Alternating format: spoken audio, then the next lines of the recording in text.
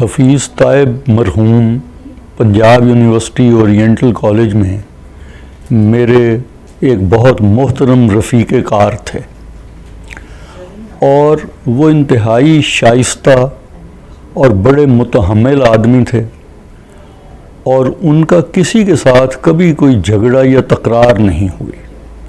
ہر شخص کی بات بڑے آرام سے سنتے تھے اور بڑے تحمل سے ان کو جواب دیتے تھے۔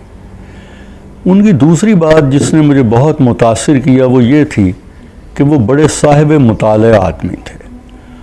انہوں نے نعت گوئی تو ذرا بعد میں اختیار کی، نعت گوئی سے پہلے وہ غزل گوئی بھی کرتے رہے، اور انہوں نے دوسری بھی بہت سی نظمیں لکھی ہیں، لیکن پھر رفتہ رفتہ انہوں نے اپنے آپ کو نعت کی صنف تک محدود کر لیا۔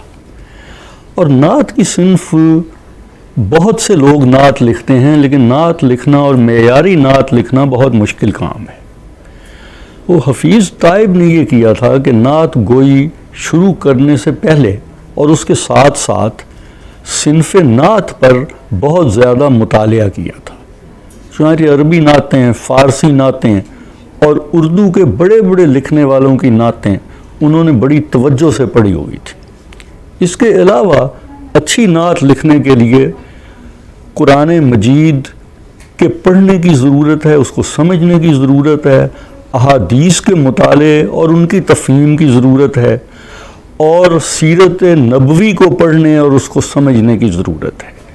تو حفیظ طائب قرآن پاک، حدیث نبوی اور سیرت نبوی کے بڑے ماہروں میں تھے۔